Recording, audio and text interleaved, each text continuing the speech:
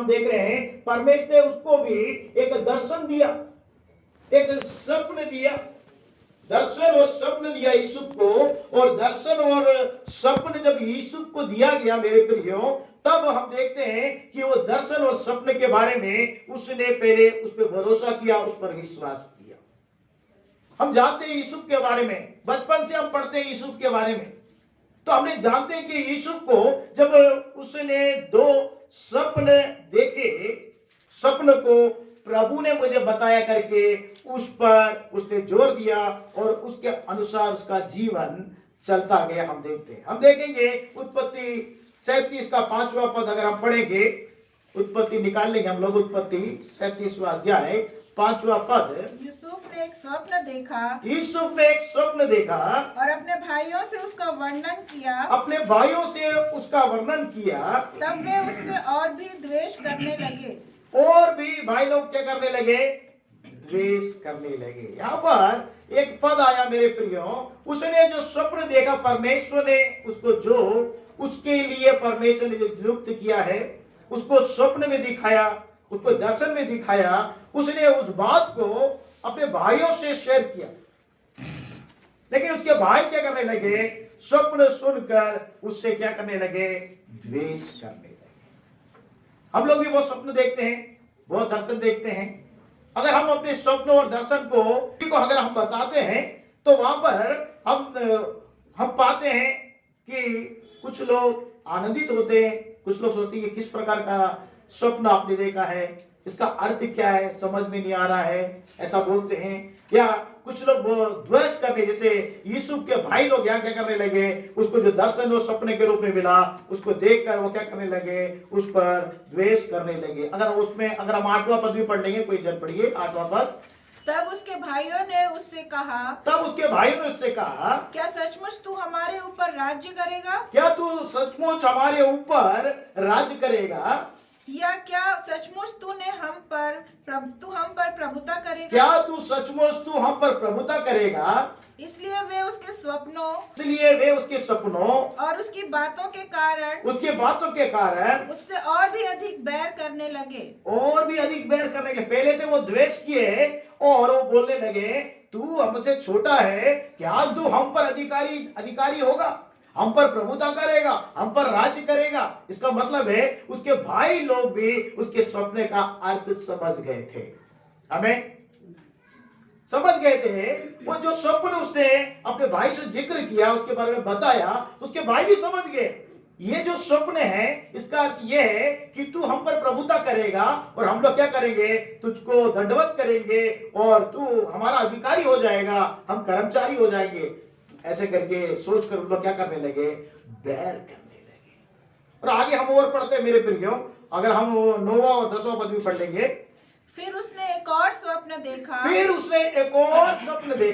और अपने भाइयों से उसका भी यूं वर्णन किया। उससे अपने भाइयों से उसको भी ऐसा वर्णन किया। सुनो, मैंने एक और स्वप्न देखा है कि सूर्य और चंद्रमा और 11 तारे मुझे दंडवत कर रहे हैं। 11 तारे उसको दंडवत कर रहे हैं। इस स्वप्न को उसने अपने पिता और अपने भाइयों से वर्णन किया। तब उसके पिता ने उसको डांट कर उससे कहा, यह कैसा स्वप्न है जो तूने देखा है? क्या सचमुच मैं और तेरी माता और तेरे भाई सब जाकर तेरे आगे भूमि पर गिरकर दंडवत करेंगे? क्या सचमुच मैं और तेरी माता और तेरे भाई सब जाकर तेरे आगे भूमि पर गिरकर दंडवत करेंगे? इसका मतलब है मेरे प्रियो, पहले उसने स्वप्न देखा, हमने देखा, उस स्वप्न के कारण भाई लोग द्वेष करके हमने देखा, और स्वप्न का वो अर्थ समझ गए थे, इसलिए उसे बैर करने लगे। हमने देखा, अगर कोई आपको द्वेष करे, आपको बैर करे, क्या आप और मैं फिर से जाके उनको स्वप्न बताएंगे? कभी नहीं बताएंगे। जो द्वेष कर रहा है, जो बैर कर रहा है, उसको जाके हम ना तो क्या करेंगे, अपना स्वप्न बताएंगे, ना अपना दर्शन के बारे में कुछ शेयर नहीं करेंगे। लेकिन यूसुफ के अंदर में कितना अच्छा स्वभाव है, उसका जो कैरेक्टर है, अगर आप उसको देखें, कितना अच्छा कैरेक्टर है उसका। उसके भाई उसको द्वेष कर रहे, उसको मालूम है, उसके भाई उससे बैर कर रहे करके मालूम है, लेकिन फिर भी जाके अपने भाई से फिर से क्या कर रहा, अपने सपने, दूसरे सपने का भी क्या कर रहा है, उल्लेख कर रहा है। इस समय अपने पिता से भी उल्लेख कर रहा है। तो पिता उसको क्या कर रहे हैं, उसको वो भी स्वीकार नहीं कर रहा। पिता डांट रहा है, बोल रहा है ये कैसा तूने सपना देखा है कि मैं और तेरी माता और तेरे भाई लोग आगे तुझे दंडवत करें। तो मेरे प्रियो, परमेश्वर यहां पर 2 बार स्वप्न को दिखा रहा है यूसुफ को। हम देख रहे हैं 2 बार स्वप्न को यूसुफ को परमेश्वर दिखा रहा है। इसका मतलब क्या है? इसका मतलब यह है कि एक स्वप्न को अगर हम देखते हैं, उसको फिर से परमेश्वर दिखाता है, आपको और मुझको दर्शन दिखाता है, यह पुष्टि करता है कि यह मैं करने वाला हूं, इसे निश्चित मैंने कर लिया है और ये आपके जीवन में होगा। आमीन। आपको एक सपना 2 बार आए या एक दर्शन परमेश्वर 2 बार दे, इसका मतलब है आपको वो पुष्टि कर रहा है परमेश्वर कि ये वो अपने समय में, नियोजित समय में पूरा करने में सामर्थी परमेश्वर है। आपसे दर्शनों से, आपको स्वप्नों से परमेश्वर बात करता है, वचनों से तो बात करता ही करता है, साथ में स्वप्न और दर्शन से भी परमेश्वर बात करता है। तो मेरे प्रियो, जब हम देखते हैं यहां पर आगे, अगर हम देखते हैं उत्पत्ति 41 अध्याय में आ जाएंगे, वहां पर फिरौन स्वप्न देख रहा है। फिरौन जो राजा है, मिस्र का राजा है, वो स्वप्न देख रहा है। और मेरे प्रिय, वहां पे अगर हम जब देखते हैं मिस्र का राजा जो है स्वप्न देख रहा है, तो वहां पर यूसुफ कहता है, मेरे प्रिय, वहां पर अगर हम देखें 25वें पद में देखेंगे, 41 के 25 पद में, उत्पत्ति 41 के 25। तब यूसुफ ने फिरौन से कहा, फिरौन का स्वप्न एक ही है। फिरौन का स्वप्न एक ही है। फिरौन ने भी 2 सपने देखे। वो कहता है, यूसुफ उसका अर्थ बता रहा है, कहता है दोनों सपने एक ही है। जो दर्शन प्रभु ने तुझे दिखाया है स्वप्न के माध्यम से, वो दोनों एक ही है। आगे बढ़िए। परमेश्वर जो काम करना चाहता है, परमेश्वर जो काम करना चाहता है, उसको उसने फिरौन पर प्रकट किया है। उसको उसने फिरौन पर प्रकट किया है। इसका मतलब यह है कि परमेश्वर जो काम करना चाहता है, उसने निश्चित कर लिया है। उसे क्या करता है, आपसे और मुझको दर्शनों के द्वारा, स्वप्न के द्वारा, वचन के द्वारा 2 बार स्पष्ट रूप से बताता है। उसने निश्चित कर लिया है, वो करने जा रहा है। आमीन, हालेलुया। आप निश्चित हो जाएं कि ये परमेश्वर की ओर से। कभी कभी हम कंफ्यूज होते हैं, क्या ये परमेश्वर की ओर से है कि नहीं, ये मैं निर्णय लूं कि नहीं लूं, ये कार्य करूं या ना करूं, मेरे जीवन के लिए, मेरे व्यवसाय के लिए, मेरे कार्य के लिए, मेरे बच्चों के लिए, मेरे परिवार के लिए, मेरी सेवा के लिए, क्या मैं यह निर्णय लूं या ना लूं, मेरे नाती पोतों के लिए यह निर्णय लूं या ना लूं। जब आप ऐसा सोचते रहते, कंफ्यूजन रहता है, तो परमेश्वर आपको वचन के द्वारा बात करता है, स्वप्न के द्वारा बात करता है, दर्शन के द्वारा बात करता है। 1 बार नहीं, 2 बार प्रभु प्रकट करता है। जब प्रकट करता है, आपको निश्चित हो जाना चाहिए ये परमेश्वर की अगुवाई है और इसे मुझे करना है। आमीन, हालेलुया। इसलिए यहां पे हमने नीति वचन में पढ़ा, जहां दर्शन की बात नहीं होती है वहां निरंकुश लोग हो जाते हैं। मेरे प्रियो, और जो व्यवस्था को मानता है वह धन्य होता है। हम व्यवस्था को मानने वाले लोग हैं, परमेश्वर के नियम कानून को मानने वाले लोग हैं, परमेश्वर के बताए हुए मार्ग में चलने वाले लोग हैं। तो परमेश्वर आपको दर्शनों से भी बात कर सकता है, स्वप्नों से भी बात कर सकता है, वचनों के द्वारा भी परमेश्वर आपसे बात कर सकता है। वो कोई भी माध्यम के द्वारा आपसे बात कर सकता है। आपके साथ रहने वाले लोगों के द्वारा भी परमेश्वर बात कर सकता है। पतरस को मुर्गे के द्वारा परमेश्वर ने चिता दिया और नबी को गधे के द्वारा उसने चिता दिया। तो आपके सराउंडिंग में जो भी है उसके द्वारा परमेश्वर आपको चिताने में सामर्थी परमेश्वर है। वो सर्वव्यापी, सर्व सामर्थी परमेश्वर है। आमीन, हालेलुया। लेकिन आपको और मुझको हमारा विचार, हमारी कल्पना और हमारी भावना उसे स्वीकार करने के लिए खुला दिल होना चाहिए। एक बच्चे के द्वारा भी परमेश्वर आपसे बात कर सकता है। हो सकता है आप ही का पोता हो या नतनी हो, जो भी हो, उसके द्वारा भी आपसे बात कर सकता है। लेकिन आपका डिजायर होना चाहिए कि परमेश्वर किसी भी रीति से बात करता है, समझने के लिए, ग्रहण करने के लिए आपके अंदर में हम्बलनेस, दीनता होनी चाहिए। अगर आपके अंदर में दीनता होगा और खुले दिल रखेंगे तो परमेश्वर किसी भी माध्यम से परमेश्वर आपसे बात करने में सामर्थ्य है। आप सोचोगे, अगर आप नैरो माइंड बना के रख लेंगे कि प्रभु मुझसे सिर्फ इसी विषय में वचन से ही बात करना, तो परमेश्वर वचन से तो बात करेगा, लेकिन बाकी माध्यम उसके लिए बंद हो जाएंगे। क्योंकि प्रभु आपसे ज्यादा, मुझसे ज्यादा प्रभु जानता है आपको मेरे बारे में। उसको मालूम है कि मैं इससे कैसे बात करूंगा तो ये स्वीकार करेगा। तो मेरे प्रियो, यहां पर हम देखते हैं यूसुफ को परमेश्वर ने स्वप्नों के माध्यम से उसने बात किया। और मेरे प्रियो, हम जानते हैं जब स्वप्न के माध्यम से बात किया, उस दर्शन को उसने विश्वास किया। और उसके साथ जब उसके कारण, स्वप्न के कारण, दर्शन के कारण भाई लोग द्वेष करने लगे, उसकी बेर करने लगे, उसके पिता ने तक डांट दिया और उसके भाई लोग ने उसको क्या कर दिया, गड्ढे में डाल दिया, हम जानते हैं। और उसके वो क्या कर, इस्माइलियों के हाथ में बेच भी दिया। देखते हैं कि इसका स्वप्न, इसका दर्शन कैसा पूरा होगा। विरोध में खड़े हो गए भाई लोग और उसको मारने के लिए, उसको घात करने के तक तैयार हो गए, लेकिन भाई लोग ने, रूबेन ने और यहूदा ने उसको बचा लिया।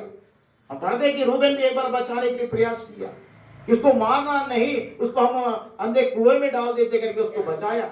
और रूबेन चला गया भेड़ बकरी चलाने के लिए, वापस जब आके देखा तो गड्ढे में वो नहीं था, तो अपना वस्त्र रूबेन ने फाड़ा। हम जानते हैं मेरे प्रिय, हम लोग बाइबल पढ़ते हैं, हम जानते हैं, उस पर ज्यादा मैं एलोबरेट करना नहीं चाहता, लेकिन आप लोगों को थोड़ा सा उसको टच करते हुए आगे जाना चाहता हूं मेरे प्रियो। तो वहां पे आप जानते हैं कि रूबेन ने आने के बाद अपने वस्त्र फाड़ा, क्योंकि मेरा छोटा भाई क्या हुआ पता नहीं। इन्होंने क्या किया, उन लोगों ने मिद्यानी इस्माइली के हाथ में क्या कर दिया, बेच दिया मेरे प्रियो। लेकिन वो यूसुफ परमेश्वर पर बराबर भय खाने वाला, परमेश्वर की बातों को मानने वाला व्यक्ति था, एक नौजवान था। हम देखते हैं 39 में हमने पढ़ा मेरे प्रियो, 39 में पढ़ा। और यूसुफ को लोगों ने क्या किया, एक मिस्री के पास जो पोतीफार है उसके साथ सौंप दिया, उसको बेच दिया।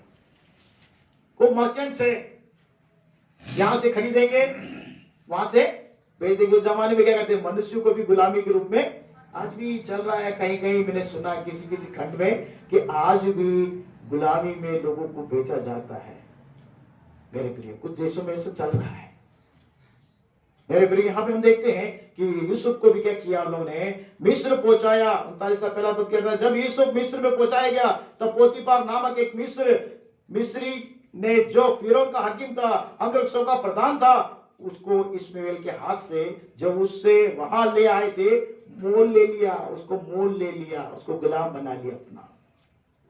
लेकिन मेरे प्रियो, यूसुफ परमेश्वर की बातों को मन में रखते हुए आगे बढ़ता जा रहा है।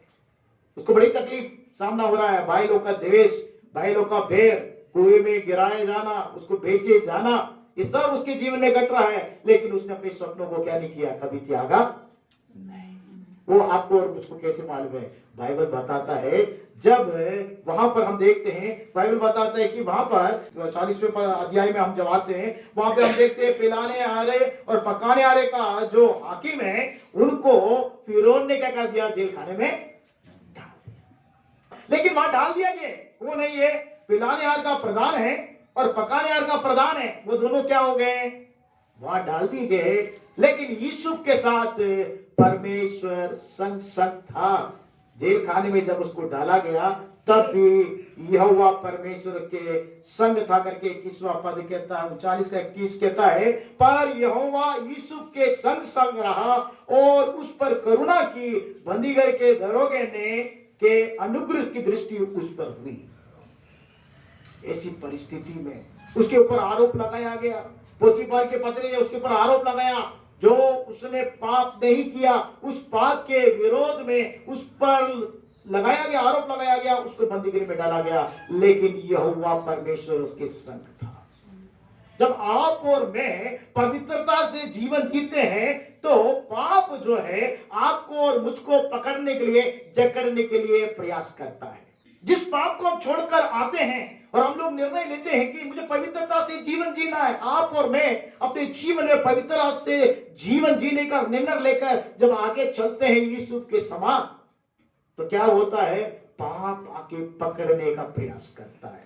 पोतीफर की पत्नी पाप के रूप में आके उसको पकड़ने का प्रयास किया, उसको जकड़ने का प्रयास किया, लेकिन उसने क्या किया, अपना वस्त्र तक छोड़कर पाप ना करूंगा करके वो दौड़ के चला गया।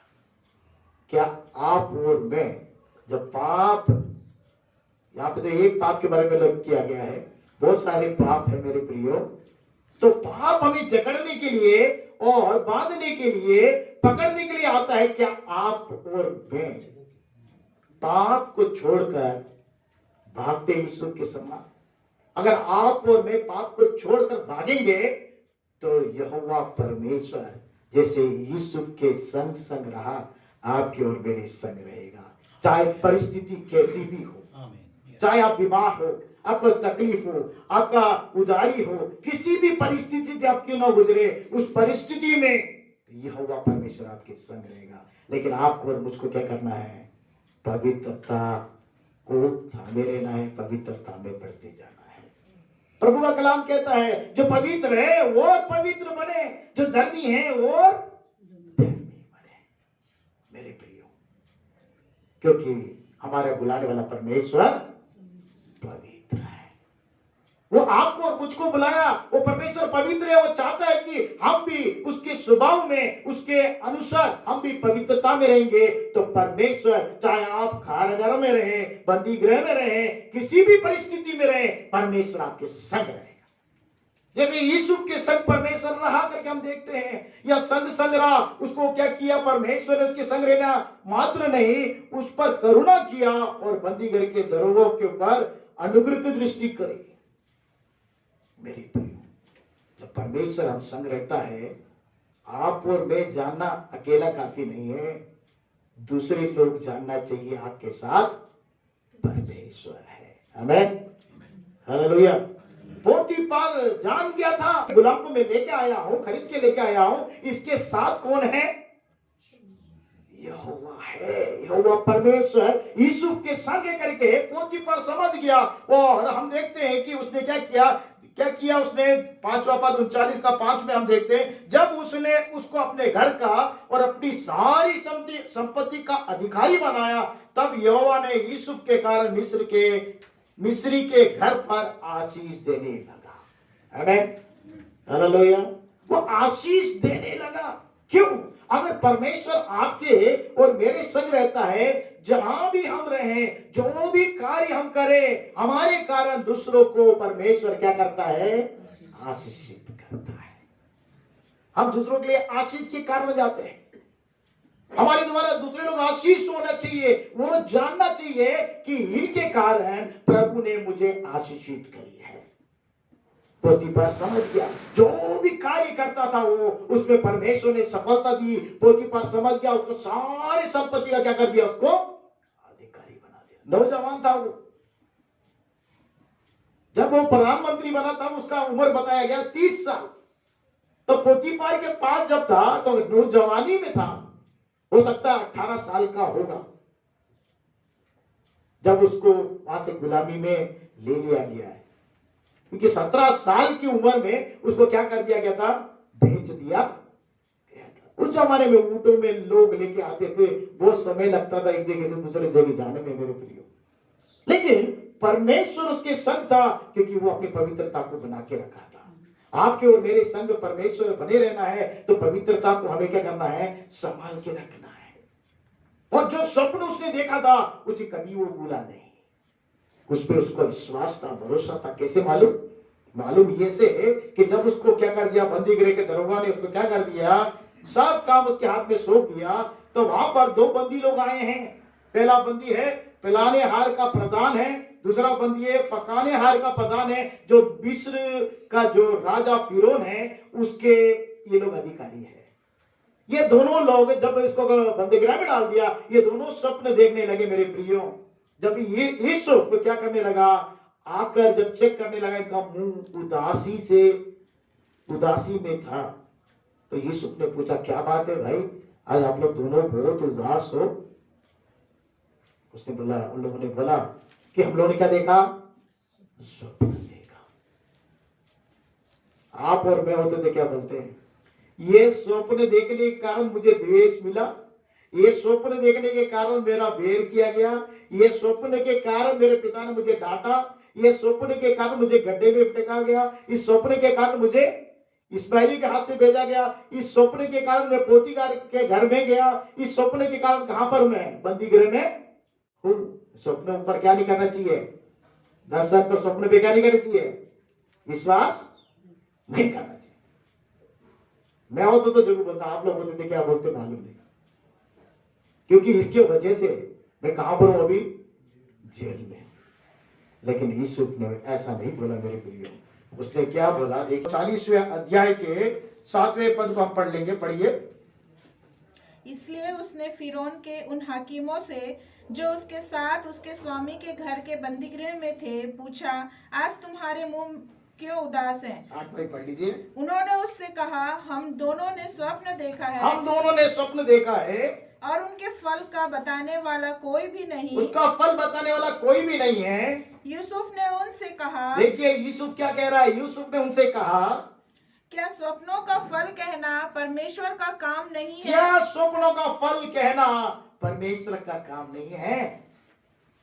मुझे अपना अपना स्वप्न बताओ। स्वप्न का अर्थ मतलब वो परमेश्वर जो स्वप्न दिखाता है उस पर उसका भरोसा था, उसका उस पर विश्वास था। मैं होता तो जरूर बोलता, भैया ये स्वप्न हो रही है, दर्शन देखने के कारण मुझको द्वेष हुआ, बैर हुआ, डांट भी पड़ी, बिक भी गया, मोल में भी गया और जेल खाने में आ गया करके मैं बोलता। आप लोग क्या बोलते मुझे नहीं मालूम, लेकिन मैं होता जरूर बोलता।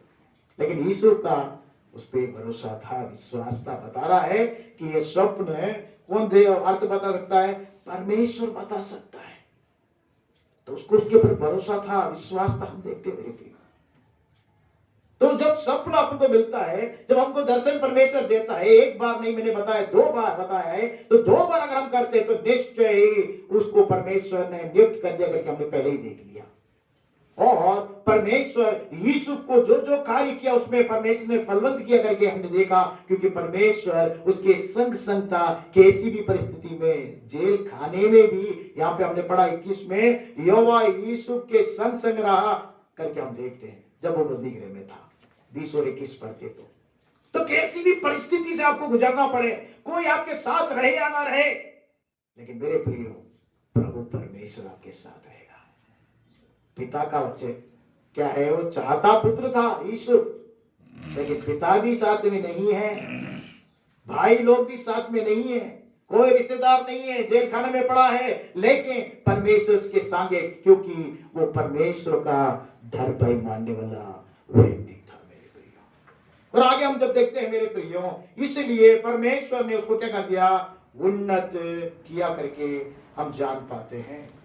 उसने क्या कर दिया? उन्नत किया और बढ़ा दिया। और जब अकाल पड़ा उसको क्या बना दिया गया? फिरौन ने क्या कर दिया? आगे देखते हैं, तो फिरौन ने उसको क्या कर दिया? प्रधानमंत्री उसको बना दिया। देखिए फिरौन कहता है, यूसुफ से कहता है 39वें पद में, 41 के 39 के पद में कोई जब पढ़िए। फिर फिरौन ने यूसुफ से कहा, परमेश्वर ने जो तुझे इतना ज्ञान दिया है, परमेश्वर ने तुझे इतना ज्ञान दिया है कि तेरे तुल्य कोई समझदार और बुद्धिमान नहीं, तेरे तुल्य कोई समझदार और बुद्धिमान नहीं है, इस कारण तू मेरे घर का अधिकारी होगा, इस कारण तू मेरे घर का अधिकारी होगा, और तेरी आज्ञा के अनुसार मेरी सारी प्रजा चलेगी, तेरी आज्ञा के अनुसार मेरी सारी प्रजा चलेगी, केवल राजगद्दी के विषय में तुझसे बड़ा ठहरूंगा, केवल राजगद्दी के विषय में तुझसे मैं क्या रहूंगा? बड़ा ठहरूंगा। अगर भक्ति और परमेश्वर का डर भय और परमेश्वर की पवित्रता को संभालते हुए अगर हम आगे बढ़ते जाते, चाहे कोई भी परिस्थिति से हम जाए, तो परमेश्वर एक ऊंचे स्थान में आपको और मुझको खड़ा कर देगा। आमीन। यूसुफ ने भी कभी, मैं कहता हूं, स्वप्न में भी नहीं सोचा होगा कि मैं क्या बनूंगा? फिरौन का। कभी सोचा होगा? आपको लगता है सोचा होगा? नहीं सोचा होगा। वो फिरौन का के बाद का पोजीशन उसको मिल गया। क्यों? क्योंकि परमेश्वर का डर भय मानता था। उसने पोतीफर की पत्नी से कहा था, अगर हम देखते हैं पोतीफर की पत्नी से कहा, देखिए 39 अध्याय में 9वें पद में अगर आप पढ़ेंगे तो आपको पता चलेगा। जो पढ़ा था हमने एक बार पढ़ लेंगे। इस घर में मुझसे बड़ा कोई नहीं, इस घर में मुझसे बड़ा कोई नहीं, और उसने तुझे छोड़ जो उसकी पत्नी है मुझसे कुछ भी नहीं रख छोड़ा, इसलिए भला मैं ऐसी बड़ी दुष्टता करके परमेश्वर का अपराधी क्यों बनूं? परमेश्वर क्या नहीं बनूं? अपराधी क्यों बनूं? इसका मतलब क्या है? उसके अंदर में परमेश्वर का भय था। किसके अंदर में? यूसुफ के अंदर में। अगर आपके अंदर में, मेरे अंदर में परमेश्वर का भय रहेगा, आप और मैं जब पाप पकड़ने आएगा, जकड़ने आएगा, उस पाप को छोड़कर हम यूसुफ के समान क्या कर देंगे? भाग जाएंगे। चाहे उसके लिए क्या भी परिस्थिति से हमें क्यों ना गुजरना पड़े। तो परमेश्वर का भय हमारे में अंदर होना चाहिए। ये नौजवान भाई के अंदर में परमेश्वर का भय था। कह रहा है कि ऐसी बड़ी दुष्टता करके परमेश्वर का अपराधी क्यों बनो? क्या हम लोग के अंदर में ऐसा भय है? कोई देख रहा है, नहीं देख रहा है, इसको कोई नहीं देख रहा, ना उसका पिता देख रहा है, ना माँ देख रही है, ना भाई लोग देख रहे हैं, कोई नहीं देख रहा उसको। यहाँ तक कि पोतीफर भी नहीं देख रहा, उसके सेवक भी उस दिन छुट्टी पे है, वो भी नहीं देख रहे हैं। पाप उस पर राज्य करने के लिए प्रयास कर रही है, लेकिन क्या किया उसने? उस पाप को त्यागा। उसे घृणा करता था क्योंकि परमेश्वर से वो भय मानता था। अगर वो भय, वो डर, वो पवित्रता और परमेश्वर ने जो बताया उस पर भरोसा विश्वास रहेगा, परमेश्वर आपके संग रहेगा। आप उस लक्ष्य पे पहुंच जाओगे जो लक्ष्य आपके लिए परमेश्वर ने निर्धारित करके रखी। आमीन, हालेलुया। यूसुफ के लिए जो परमेश्वर ने निर्धारित किया उसको उसने पाया।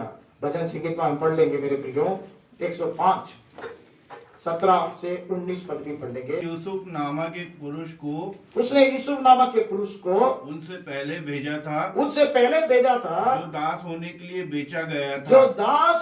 बेचा गया था। लोगों ने उसके पैरों में बेड़ियां डालकर उसको दुख दिया। वह लोहे की सांकलों से जकड़ा गया, जब तक कि उसकी बात पूरी न हुई, तब तक यहोवा का वचन उसे कसौटी पर कसता रहा। जब तक यहोवा का वचन उसे क्या करता रहा? कसौटी पर कसता रहा। भजन संगीतकार कहता है यूसुफ जो व्यक्ति के बारे में आज हम पढ़ रहे हैं, वो यूसुफ दास के रूप में भेजा गया और उसके बाद उसके पैरों में बेड़ियां डाली गई, उसको दुख दिया गया और आगे बताया लोगों के संकलों से जकड़ाया भी गया। और जब परमेश्वर की बात जब तक पूरी नहीं हुई, उसका वचन, यहोवा का वचन क्या कर रहा था? उसको कसौटी पे कसता जा रहा था। परमेश्वर का वचन हमें क्या करता है? शुद्ध भी करता है, पवित्र भी करता है और हमें कसौटी पर क्या करता है? निखारने के लिए क्या करता है? उपयोग भी करता है।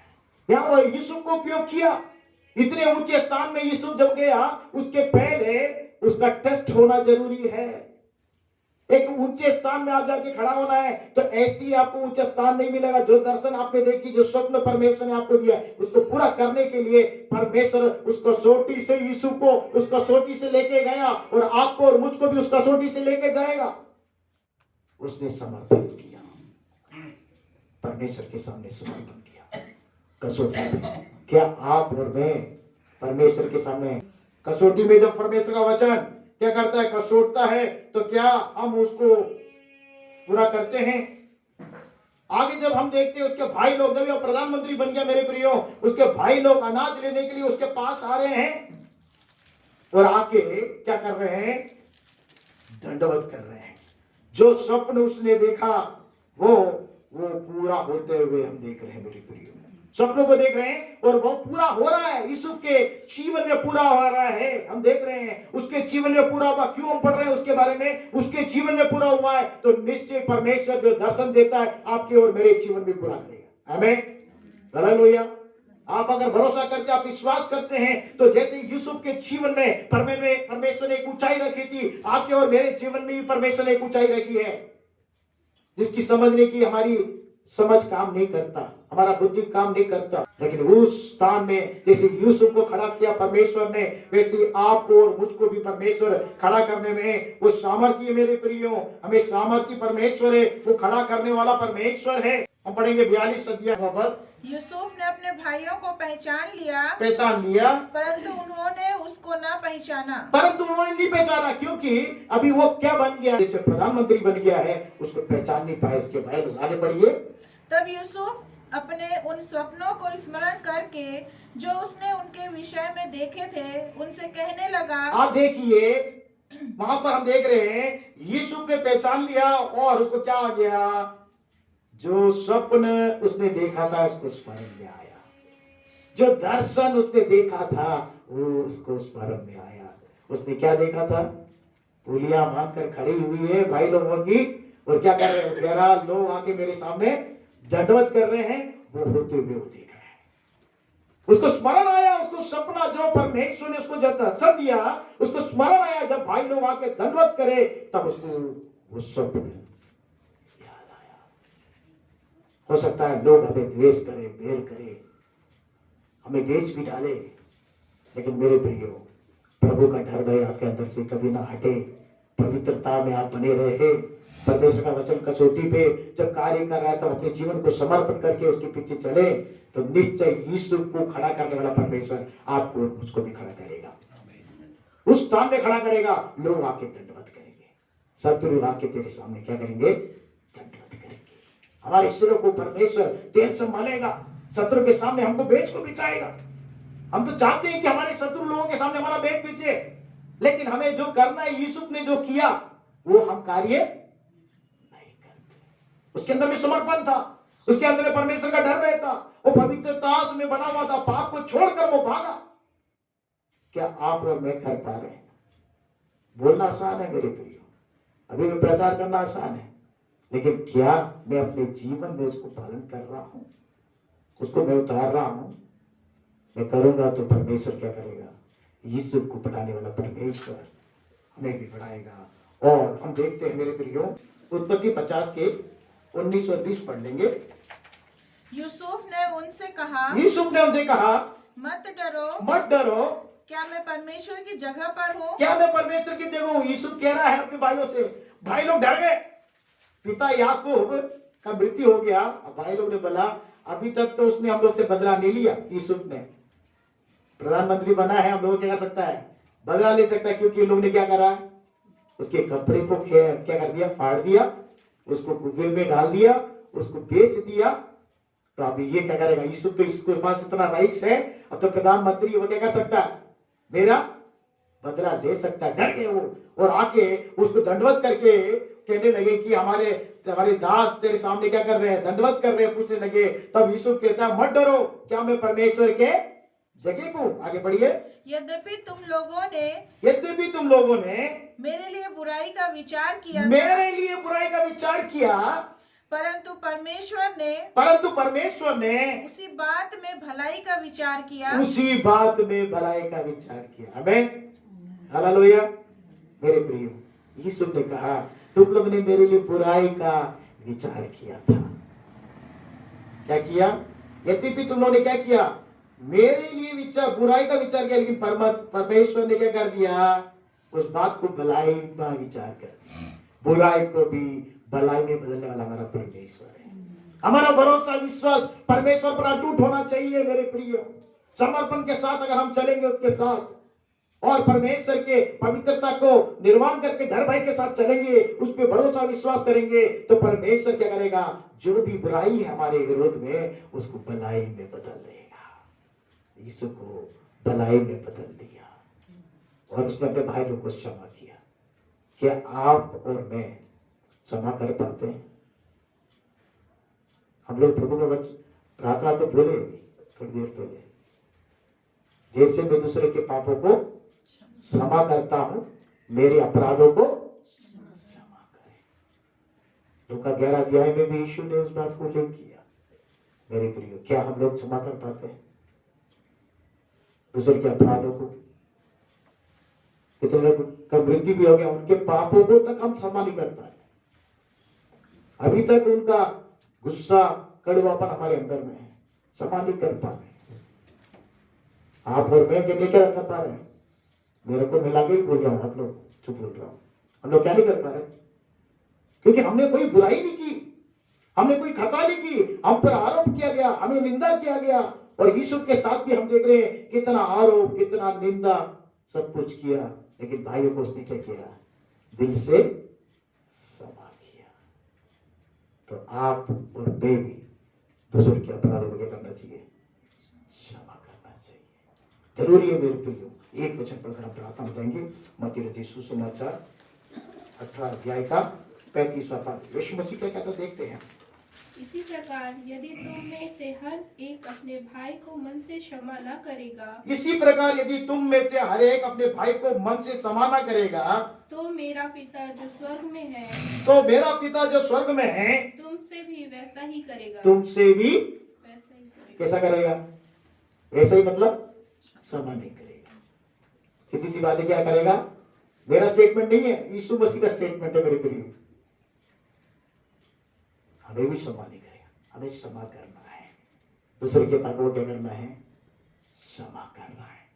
हमारे पापों को भी क्या करेगा प्रभु? अपराधों को क्षमा करेगा। अगर आज प्रभु हमसे बात कर रहा है मेरे प्रियो, आपसे और मुझसे बात कर रहा है, चाहता है कि हम दूसरे के पापों को क्षमा करें, चाहे वो जीवित है नहीं है, क्षमा करें उनको। तब परमेश्वर हमारे अपराधों को भी क्षमा करेगा, हमें उस ऊंचाई के शिखर पर ले जाके खड़ा करेगा। जो दर्शन आपको परमेश्वर ने दिया, जो दर्शन मुझको परमेश्वर ने पूरा करेगा। आइए अपनी आंखों को बंद करें और प्रभु के सामने अपने आप को दीनता से, यीशु के बारे में आज हम देख रहे थे। दर्शन एक निर्धारित समय पे दिया जाता है, वो बड़ी वेगता से पूरी होती है। हमको लगता है कि नहीं होगा, लेकिन प्रभु का कलाम कहता है वो निश्चय पूरा होगा। वो जो दर्शन स्वप्न परमेश्वर आपको मुझको दिया है, जो लक्ष्य दिया है आपके जीवन में, उसे वो पूरा करने में सामर्थ्य परमेश्वर। वो सामर्थ्य परमेश्वर पे हम भरोसा करें, विश्वास करें। यीशु के अंदर में वो भरोसा था, विश्वास था। जब वचन उसको कसौटी में उतार रहा था तो वो समर्पण था उसके जीवन में। परमेश्वर का डर में उसके अंदर में था। पवित्रता के लिए पाप को छोड़कर भागा और दूसरों के अपराधों को उसने क्षमा किया। आज आप और मैं, जो भी मन में कड़वाहट है दूसरों के प्रति, हृदय में क्षमा करें। प्रभु से कह रहे हैं कि प्रभु, चाहे वो जीवित है ना जीवित है,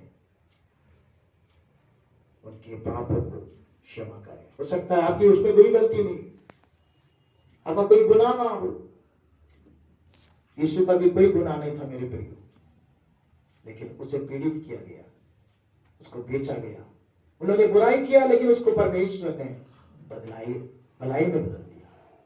चाहे हमारे विरोध में लोग जो बुराई करते हैं, अगर आप प्रभु के साथ बने हैं, पवित्रता में बने हुए, परमेश्वर के डर में बने हुए, समर्पण के साथ जी रहे हैं, तो परमेश्वर बुराई को भी भलाई में बदल देगा।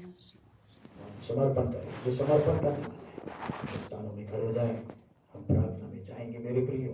प्रभु से कहें कि प्रभु जी, मुझे ऐसा याद दे, सामर्थ दे कि मैं दूसरों के पापों को क्षमा कर सकूं। मेरे अपराध क्षमा होने पाए। हो सकता है इस संसार में नहीं है वो, लेकिन उनका कड़वापन परमेश्वर जो हमें भलाई देना चाहता है, उसे हमें वंचित कर रहा है। वो उस ऊंचे शिखर पर हम नहीं जा पा रहे। जैसे यूसुफ ऊंचे शिखर पर जाके खड़ा हो गया, 30 साल की उम्र में प्रधानमंत्री बन गया, क्योंकि उसके अंदर में वो स्वभाव था। आपके और मेरे अंदर में भी ऐसा स्वभाव। आइए हम सब खड़े हो जाए और एक मिनट प्रार्थना करें। प्रेम अनुग्रहकारी परमेश्वर, आपका कलाम काटता है, छाटता है, शुद्ध और पवित्र और पाक करता है।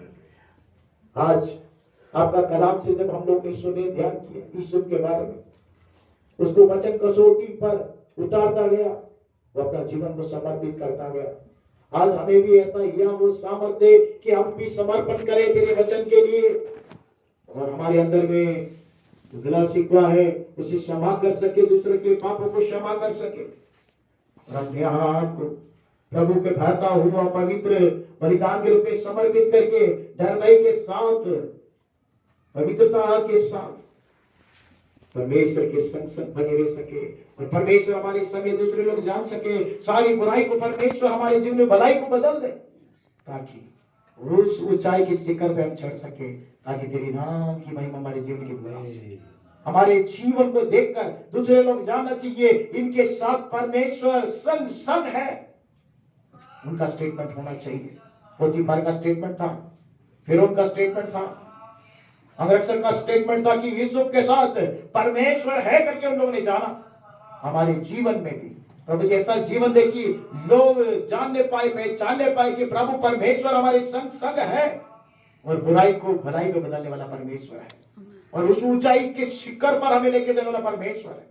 जो दर्शन, जो स्वप्न आपने हमारे लिए निर्धारित किया है, उसकी ओर हम अग्रसर हो सके और तेरे नाम की महिमा हमारे जीवन के द्वारा, हमारे परिवार के द्वारा, हमारी कलीसिया के द्वारा उन्हें पाए, ताकि तेरे नाम की महिमा और तेरा राज्य हमारे जीवन में पूरी हो।